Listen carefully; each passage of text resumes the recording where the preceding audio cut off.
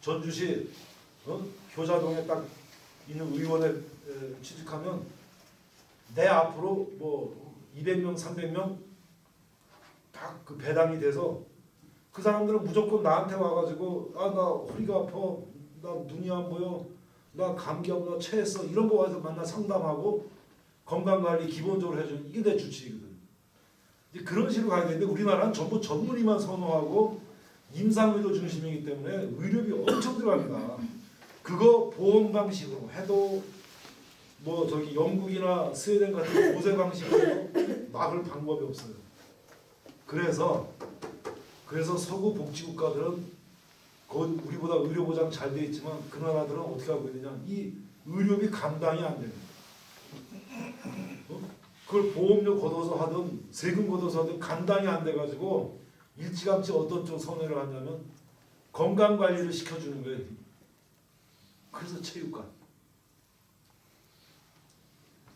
모든 국민들이 아침 새벽부터 밤 심야까지 자기가 가능한 시간에 가서 하시라도 운동할 수 있고요. 운동 그냥 하는 정도가 아니고 이 체육 전문가. 그러니까 우리 체육과 체육교육과 체육과 나오는 애도 많잖아.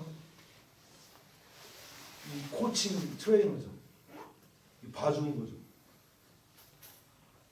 그래서 뭐 턱걸이도 좀 하시고요, 뭐 이런 것도 좀 하시고요. 그런 거 알려주고 또 우리 여러분들 학교 다닐 때 체력장 해보셨죠? 근데 시험 보는 체력장 말고 이제 나이 먹으니까 그거 한번 해보고 싶지 않으세요? 내가 턱걸이 좀 몇 개 할 수 있나? 내가 철봉에 매달리면 몇 초나 버틸 수 있나? 이런 거. 뭐 먼 거리는 아니지만 50m라도 내가 달리면 몇 초에 뛸 수 있나? 이런 거. 이제 나이 먹다 보면 함부로 했다가 위험합니다.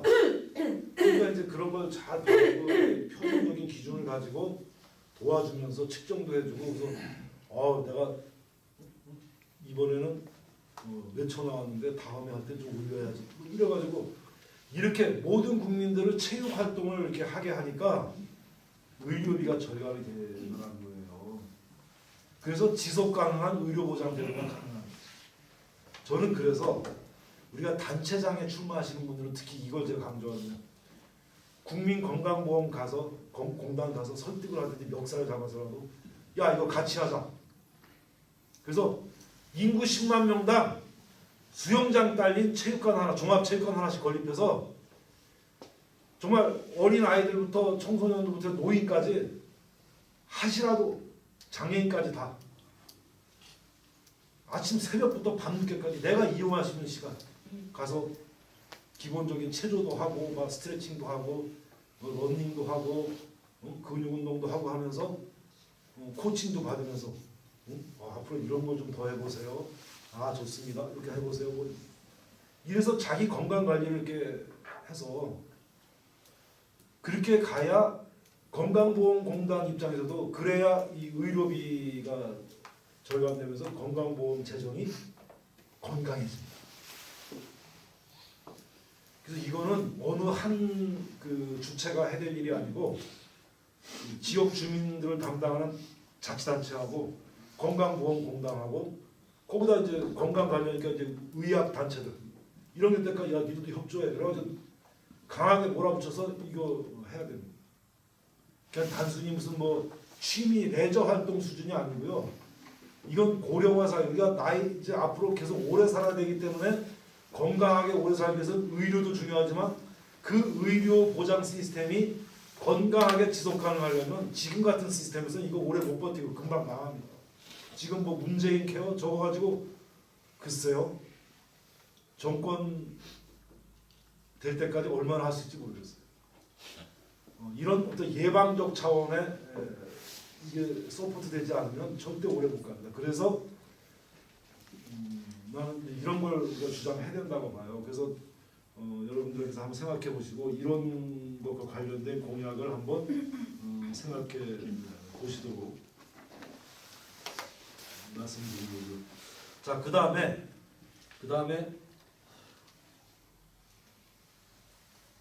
요즘 문재인 정부도 일자리 무척 챙기고 있고 일자리에 많은 예산을 쏟아붓고 있고 또 실제로 식파 문제입니다. 특히 뭐 청년들 그리고 우리 지금 왜 국민연금공단이 여기 혁신도시에 와 있잖아요. 기금운용본부 5년 만에 하다 이제 왔어요. 그래가지고 지난번 총선 때 뭐 김성주 의원이 그 자기 공이라고 막 선전을 많이 했고, 제가 방송 토론하면서 김성주 후보한테 당신 그 보건복지위원회에서 활동을 했고 복지 쪽으로 상당히 많이 그동안 주장하고 활동해왔는데, 그런 정치인이 전주를 복지도시가 아닌 금융도시로 만든다는 게 그게 당신의 정체성과 칼날이 맞냐고 질문을 했더니 급 당황해가지고 옆에 앉아있는 정동영 의원만 입이 이만큼. 근데 아무튼 결과는 그렇게 나오니까 나는 괜히 그 방송하면서 참 그럴 때 민망해. 개인적 관계도 있는데 이게 방송으로 나온 결과가 그렇게 나오니까 이게 제가 참 그런데 저는 전주가 금융도시가 되는, 금융도시에 과연 인간적인 삶이 있을까 이런 생각을 해보는데요. 난 조금 진보적인 입장을 갖는다면 금융도시, 어차피 뭐 금융도시가 되어 가야 되는데 현실을 받아들이면서도 좀 진보적 관점에서 받아들일 수는 없는가. 그 제가 생각한 게 사회적 금융이라고. 금융의 본질이 뭐냐? 결국 돈. 여러분들 뭐 이거 경제 원론만 들어도 아는 거지만 돈이라고 하는 것은 두 가지 관점이 있잖아요. 플로우와 스톡. 스톡이라고 하면 쌓이는 거, 축적되는 거고, 플로우라고 하면 흐르는 거, 통용되는 거죠. 돈은 두 가지 성격을 가지고 있어요. 우리도 돈을 좀 모아야 되는 것도 있지만 돈을 계속 돌려야 되는 거잖아요. 금융은 바로 그 돌리는 기능이죠. 그런데 우리 지금 여태까지 경험한, 우리가 박정희 때 경제개발을 시작한 이래 지금까지 경험한 게 금융이라는 건 뭡니까? 결국 사회 지도층들을 깜빵 보내는 게 금융이에요. 정권 바뀌어보세요. 맨날 무슨 뭐 대출 압력 넣고 사기하고 뭐 해가지고 다 이거 가잖아요. 금융이라는 거는 정말 돈이 필요한 사람한테 돈이 흘러가게 하는 거거든요. 근데 우리는 그것보다는 돈이 있는 사람들한테 돈이 가게 해가지고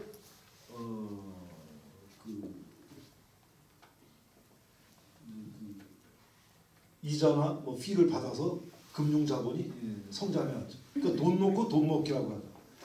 정말 나에게 뭐 몇백만 원만 있으면, 한 1, 2천만 원만 있으면 내가 어떻게 좀 살아볼 텐데, 그냥 애절한 이런 사람들한테 완전히 주는 건 아니고 빌려줘서 정말 그거 가지고 막 노력을 해가지고 스스로 정말 이렇게 자립할 수 있을 때, 그게 비로소 금융이 빛나고 금융의 역할이거든요. 그런데 우리가 자본주의 비판하고 욕은 많이 했지만 이 금융이 정말 제대로, 정말 절실하게 돈이 필요한 사람한테 돈이 가서 죽어가는 사람을 살려내고 이렇게 하도록 노력을 해봤냐고. 그걸 하자는 거예요. 나는 그게 진보 진영에서 주장해야 될 금융이라고. 전주 금융도시예요 이제. 그래서 결국 뭐 있는 사람들한테 돈 가가지고 돈 투기하고 뭐 해가지고 돈 놓고 돈 먹기, 그거 박수 쳐줘야 돼요? 일자리 이거 다 같이 종합적으로 생각해보자 이거죠. 저는 개인적으로 그런 경험을 갖고 있어요. 사회연대은행을 서울에 2003년에 설립했는데 제가 그때 그걸 제안해가지고 여러분들과 같이 함께 만들었습니다. 그 같이 만든 사람 중에 한 사람이 지금 청와대 수석으로 가 있는데, 저는 그때 제가 그걸 그냥 내뱉는 말처럼 말로만 하지 말고 합시다. 나부터 100만 원 낼 테니까 당신들도 100만 원 내. 여기 10명의 학자가 모여 있었는데, 야 우리가 내도 1000만 원이다 이렇게. 1000만 원 가지고 한 명이나 두 명이라도 우리가 자활을 시켜보자 이거 가지고. 그래서 그 케이스를 가지고 더 연구하고 해보자. 왜 맨날 앉아서 이렇게 써가지고 갑론을박만 하지 말고, 교수들은 야 1인당 한 100만 원 200만 원은 내도 어떻게 살잖아, 내라 막 이렇게 압박을 가해가지고 그 돈 가지고 이제 시작하고 어떻게 하다 보니까 우연히 정말 운 좋게 풀려가지고 사회연대은행을 만들 수 있었어요. 그래가지고 처음 시작했는데 너무 제가 감동을 받았어요. 오히려 학력 수준은 중졸 이하밖에 안 되는데 평생 바느질만 해오신 50대 아주머니들 세 분한테 1인당 500만 원씩 대출을 해줬습니다. 무슨 담보 없어요. 보증인 없어요. 뭘 보고 대출을 해주느냐? 자활에 대한 의지와 자활 계획을 심사하고 면접해서 500만 원씩 꿔준 거예요. 이자 아주 싸게 해가지고. 사회연대은행이 가지고 있는 그 기부받아서 가지고 있는 그 돈 계속 유지를 해야 지속 가능할 거 아닙니까? 그러니까 빌려준 돈은 갚아야 되겠죠? 받아야 되겠죠? 가만히 기다리면 받아지나요? 일반 금융기관들은 그래서 보증인을 세워놓고 담보를 잡아놓는 거 아닙니까? 인질극이죠, 일종의. 근데 사회연대은행은 그런 걸 하지 않고 이 사람이 자활하려는 의지와 그 구체적인 노력, 그 계획안을 보고 아, 이 정도면 가능하겠다. 빌려준 거죠. 근데 받아야 되는 게 이제 그 다음 길이에요. 세상에 어떤 은행, 어떤 금융기관이 지가 돈 꿔줘놓고 돈 받기 위해서 지가 저 사람이 갚을 수 있게 만들려고 그렇게 애를 쓰는 은행 봤어요? 그런 걸 하는 게 사회연대은행이었어요. 이 500만 원씩 꽂았는데 이걸 받아야 되니까 처음부터 끝까지 이분들의 그 자활 계획을 같이 의논하고 심사하면서 도와주는 거예요. 소위 말하는 경영 컨설팅을 해주는 거예요. 중소기업 관련한 일을 하셨던 분들, 뭐 은행 일을 하셨던 이런 분들을 다 그 실무자로 채용해서 그러니까 일반 시민단체보다 조금 더 보수를 주고 그분들 도움을 얻어서 자, 나 이제 붕어빵 장사를 하려고 그러는데 이 붕어빵 장사를 하더라도 어느 길목을 잡아야 되고 어떤 식으로 영업을 해야 되고 몇 시부터 몇 시까지 해야 되고 이런 거 다 같이 막 도와주고요. 손님 대하는 방법 뭐 등등 해가지고 아무튼 붕어빵을 많이 팔아서 돈도 갚고 자립을 할 수 있게 심지어 더 나가서는 그렇게 돈 갚아서 자립한 사람이 고맙다고 사회연대은행에 매월 1, 2만 원이라도 기부하는 그런 것까지. 그래서 처음에 그 실과 바늘이라는 사업체 이름으로 그 50대 아주머니들이 했어요. 바느질만 하시는 분. 기가 막히게 성공했어요. 사업 아이템을 잘 잡았습니다. 그 당시 서울에 중산층들이 애완견을 많이 키우기 시작했어요. 2003년, 4년 고 애완견 옷을 만들자. 그거 아주 쉬워요. 애기들 입는 저기 웃돌이 그냥 가위로 싹 잘라서 좀 꼬매면 뒤집어 씌우면 돼요. 바느질 솜씨가 좋으니까 기가 엄청나게 성공을 했습니다. 전국 각지에 대리점 생겼어요. 와, 저도 놀랐습니다. 그런데 문제가 생겼어요. 우리나라 대기업들 얼마나 치사합니까? 골목길까지 다 쳐들어오죠. 모 대기업에서 패션 회사를 만들어가지고 애완견 옷을 만드는 사업을 이 패션에서 밀려버리니까 이게 안 되는 거예요. 그래서 20대 젊은 그 이 디자이너를 또 그러니까 거의 그 자원봉사에 가깝게 해가지고 붙여드렸으나 세대 차이가 워낙 심해서 이 잘 안 맞아서 결국 사업체가 깨지는 이런 부정적인 결과를 가져오긴 했습니다만 그 전까지 성공할 때까지 저는 정말 감동을 받았어요. 정말 대한민국에서 그 모자 가정의 가장인 그 여성들 학력 수준도 거의 없는 할 줄 아는 게 바느질밖에 없는 그런 분들이 아무것도 정말 밥도 굶어야 되는 상황인데 500만 원 대출을 받아가지고 세 분이 1,500만 원 가지고 창업을 해가지고 전국에 대리점을 낼 정도로 엄청나게 잘 되는 그런 사업을 하는 거 보면서 야, 우리가 절망만 하고 있을 게 아니고 이런 거다. 나는 이거를 우리 지역 차원에서도 해야 된다고 봅니다. 자치단체가 가지고 있는 돈과 지역사회의 다양한 자원들을 모아서 펀드를 만들고 이 펀드를 가지고 지금 청년 창업 일자리 말만 떠들지 말고 그 젊은이들 창업 계획을 세울 때부터 이 좀 경영을 알고 시장을 아는 분들 달라붙어서 같이 내일처럼 고민해 주면서 그래서 애들 돈 꿔줘서 이거 가지고 성공해서 빚도 갚고 대출 받은 것도 갚고 이 인생을 스타트할 수 있는 그런 것도 만들어주고 얼마나 자본주의의 이 금융이라고 하는 이 시스템을 우리 좀 진보적이고 이런 정의로운 관점에서 활용하는 이런 거가 정말 필요하다고 보고요. 단체장들이 이런 거 해야 된다고 생각합니다.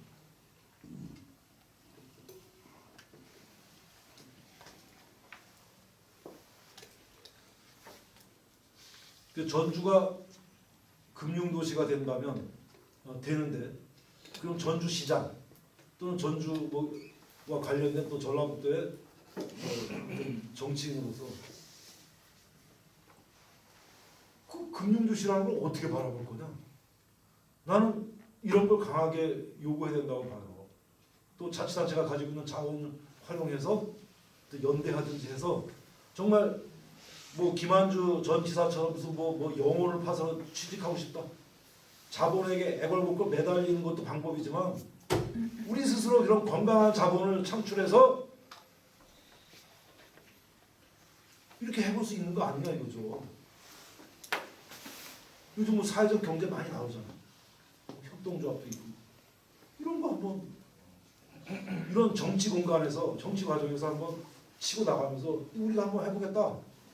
뭐 좀 밀어달라 이런 거 하면서 해야 된다고 봅니다.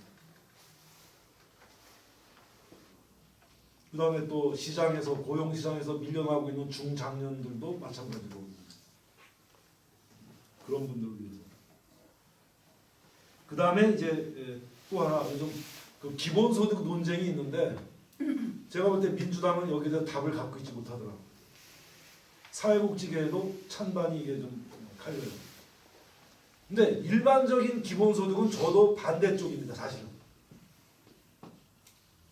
그 논리는 분명히 있습니다. 찬성 논리도 있고 반대 논리도 있는데 근데 정책적인 가능성이나 필요성을 봤을 때는 저는 일종의 사회수당과 비슷한 건데 한정적인 집단에 대한 기본소득제도 도입하는 게 필요하다. 그게 바로 수당이거든요. 그래서 저는 우리 지역사회의 특성을 반영했을 때 농민들에게 기본소득을 보장해 줄 필요가 있다. 그래야 더욱더 그 생산적인 어떤 그런 농업 뭐 이런 게 더 가능해질 수 있고 농업 그래서 농촌을 바꿀 수 있는 그래서 특히 농촌을 기반으로 둔 전라북도에서는 특히 이거를 좀 한번 주장해 볼 필요가 있어요. 제가 옛날에 요거 비슷한 요거 조금 다르지만 이런 지역 수당 제도를 도입해야 된다고 18대 대선 때 민주당에서 무슨 공약을 만들어 달라고 해가지고 그 공식까지 만들어서 수당 계산하는 공식까지 만들어서 줬는데 김성주 의원이 비웃더라고. 이런 거 하면 수도권에서 집니다. 뭐냐면 지역에 거주하고 있는 노인이나 장애인이나 모자가정 그 지역에 거주한 기간이 오래될수록 좀 더 많은 수당을 받는 정말 비수도권에만 적용되는 그런 지역 수당 제도 이래가지고 했더니 그거 하면은 그래서 아니 민주당은 옛날 열린우당 때부터 지방 분권 뭐 균형 발전 그거 내세우지 않았느냐 그거를 살릴 수 있는 좋은 복지 제도인데 왜 안 하냐 했더니 안 하더라고. 근데 그것 때문에 진 건 아니지만 안 되더라고. 아쉬워요. 오히려 자기들 정당의 지방 분권 거기 지역 균형 발전에 저도 거기에 공감하기 때문에 맞춰서 그런 공약을 줬는데 그래서 저는 전라북도 정도면은 농민들에 대한 그 기본소득제 도입 이거를 강력하게 요구할 필요가 있다고 봐요. 뭐 지방에 무슨 재원이 그런데 뭐 중앙정부 재원 요구를 하면서라도 이건 해야 됩니다. 농민들도 자식들 학교 교육시켜야 되고 의료비 써야 되고 이동하는 비용 써야 되는데 이런 거 해야 됩니다. 앞으로 인류의 미래, 우리의 미래는 농업에 있다라고 많이 얘기하는데 그래서 농업을 해서 농민을 해서 뭘 해줬냐고요. 누가 뭘 하냐고요. 이거 해야 됩니다. 그 다음에 이제 시간이 많이 지났으니까 마지막으로 한 가지 더 말씀드릴게요. 자, 지금 민주당을 포함해서 많은 당들이 일자리에 막 지금 또 혈안이 돼서 막 일자리 하는데 일자리 중요하죠. 일자리가 있어야 소득이 생기고 뭐 하는데 그래야 젊은 세대들도 결혼도 하고 뭐지 해서 일자리를 가져서 소득을 가지면 그 소득이 겨냥하는 목표는 주로 뭘까요? 그 중에 가장 중요하고 1차적인 게 저는 잠자리라고 봐요. 내 집 뭐가 됐든 전세가 됐든 뭐 소유가 됐든 자가가 됐든 간에 아무튼 내 집 마련하는 게 우리나라에는 너무 힘들어. 그래서 일자리 가지려고 하고 그런데 웬만한 일자리 가지고 그거 안 돼요. 나는 그래서 이거 민주당을 포함해서 많은 당들이 뭐 저기 오른쪽에 있는 당들까지 일자리 떠들 때 그래 그거 중요하다 인정해 주면서도 우리 좀 다른 것도 좀 얘기하자. 중요한 거 잠자리.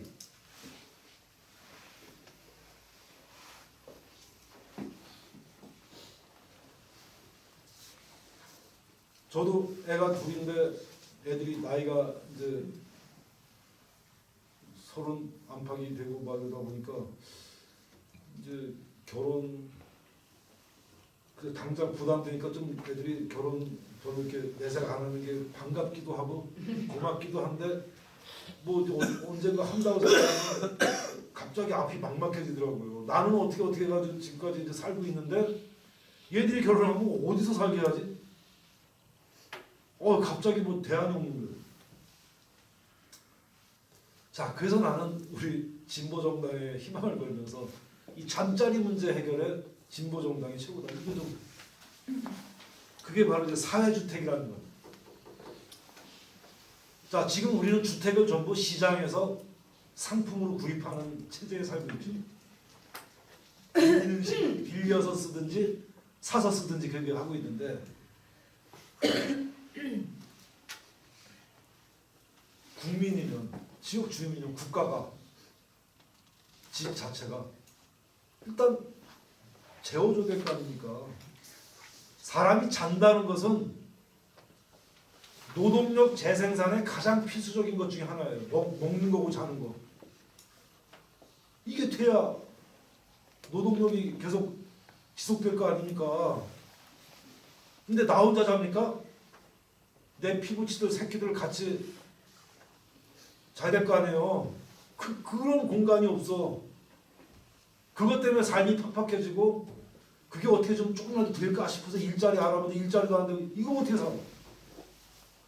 그러니까 일자리 자체를 직접 도와주는 건 아니더라도 잠자리 문제를 상당 부분 해결해 주거나 좀 쉽게 거들어주면 일자리도 쉬워져요. 왜 우리 그런 생각을 안 합니까? 그러니까 세상이 다 일자리 할 때 우리도 그거 다 찬성하고 동의하지만 또 한편에서 야 우리 잠자리부터 좀 해결해 보자. 자, 지금 우리 토건 국가인 대한민국이 그동안 개발 위주로 지방자치단체 해오다 보니까 지금 전주 같은 데 보면 뭐 정신없어요. 뭐 대한방대 거기 뭐 또 뭐 어떻게 개발한다고 그러고 저 에코시티 뭐 해가지고 효천 아파트 엄청 지어대는데 나만 돌아요. 미분양 엄청 생깁니다. 나 그거 볼 때마다 아까워. 내가 시장이면 시 예산 가용한 거 다 동원해서라도 저거 사드릴 텐데. 미분양 그거 싸잖아. 저축 중심으로 막 사는 거. 사오면 자 전주시 입장에서 그런 아파트 사오면 그거 어디 가요? 전주시 거 아니야. 그래가지고 자 뭐 한 10채 샀다고 칩시다. 전주시 소유로 아파트 10채가 있어. 1층에 몇 채 있고 2층에 몇 채 있어. 전주시에 집 없는 저소득, 그러니까 아주 저소득이면 곤란하지만 임대료를 어느 정도 낼 수 있는 이런 분들한테는 이제 합리적인 그 기준과 조건을 마련해서 임대료를 낼 수 있다면 굳이 어렵게 아파트를 사거나 뭐 전세 안 해도 매월 얼마씩의 임대료를 낼 수 있다면 살 수 있는 그런 걸 자치단체가 제공해야죠. 그러면 일단 보세요. 지금도 임대 아파트 있잖아요. 영구 임대도 있고 그냥 임대도 있고 임대 아파트 산다는 벌써 낙인이 찍혀. 그 맨날 서울에서 벌어지는 문제 보세요. 어? 분양 단지하고 임대 단지하고 거기 뭐 애들 섞이는 것 때문에 그냥 별 진짜 눈 뜨고 못 보는 비참한 애들이 엄청 벌어지잖아요. 지금 여 전주 평화동 보면 참 제가 전주 89년에 처음 전주에 와가지고 전주대학교 평화동 보고 제가 진짜 기절할 뻔했어요. 야 이게 해대도 너무한다. 제가 옛날에 배웠던 국사책에 보면 삼국시대부터 고려시대 조선초까지도 천민들을 집단 거주시키는 향소부곡이라는 데가 있어요. 현대판 향소부곡이 평화동이에요. 거기다 다 모아. 그게 말이 됩니까 그게? 그게 육공하고 노태우 때 그 군발이 정책의 군발이 복지 정책의 산물이에요. 군대식으로 딱 오하열 딱 맞춰서 집합. 장애인 가구만 다 집합해. 그래서 경기도 부천에 있는 어느 단지에서는 그 가톨릭 대학이 그걸 위탁받아서 운영하는데 아주 그냥 그 당시에 교수님들이 죽으려고 그러더라고요. 병신동네라고 소문이 나가지고. 1000세대니까 몇 명이에요. 그 일대 단지에 전부 뭐 쩔뚝거리는 사람, 휠체어 타는 사람, 막 팔아없는 사람 이런 사람들만 세상에 그게 발상이 이게 뭡니까? 또 모자 가정만 전부 모아놓은 데가 있어요. 목동 쪽에 가면 택시기사들한테 과부초는 소문이 나가지고 거기 사시는 분들은 대개 파출부나 식당 일이나 공사장 일을 하는데 애들이 집에 있으니까 빨리 가려고 택시 타잖아요. 자기 아파트 가자는 말을 못해. 밤에. 왜? 과부초는 소문나 있으니까 벌써 기사가 이상하게 보거든. 이게 뭡니까 이게. 그런 사회적 낙인을 벗어날 수 있는 방법이 미분양 아파트나 이런 또 소형 아파트 중에서 이런 것들을 자치단체가 공적 자금으로 구입해서 자치단체 소유로 해놓고 조금씩이라도 그런 그 어려운 분들에게 임대해서 살 수 있도록. 그러면 일반 사람들하고 섞여서 사니까 그런 낙인도 없고 좋잖아요. 이게 이제 효과가 얼마나 있을까에서는 사실은 좀 그렇지만 차차 늘려가면 나는 그 의미가 있다고 봅니다. 그래서 아무튼 우리가 그 지금 어려운 민중들의 삶이 어떤 것 때문에 어렵고 어떤 부분은 어려운가 이런 부분에 우리가 좀 더 민감하게 천착하면서 그런 것들을 드러내고 그걸 우리가 충족해 주겠다. 우리가 이렇게 해결하겠다. 이렇게 우리가 관심을 가지고 하겠다 하는 걸 강하게 어필하면서 나가서 특히 지역의 언론과 특히 SNS 사용자들이 적극적인 반응을 보이게 만들고 하면은 그렇게 어렵지도 않다고. 근데 아까 처음에 서두 얘기한 것처럼 진보 정당은 옛날에 운동하고 데모하고 이런 사람들 맨날 그런 거를 하는 이거 빨리 벗어나고 실력이 있다. 이런 정책적인 어떤 해법과 대안을 가지고 있다. 이런 걸 보여주면서 이거 기대해볼만 같이 따라가볼만 한데 이렇게 좀 만들어내는 거. 당장의 당선이라는 결과로 오지 않더라도 다음 선거를 겨냥해서라도 이런 선거 때 그런 걸 좀 각인시키는 이런 걸 우리가 해야 된다고 저는 생각합니다. 그래서 몇 개 좀 어설프지만 제 경험과 그동안 생각해서 가지고 있었던 이런 아이디어를 드린 거고 이걸 하시라는 것보다는 이런 걸 가지고 한번 잘 이렇게 주물러서 이렇게 저렇게 뒤집어보고 생각을 해보시면서 작은 거라도 정책을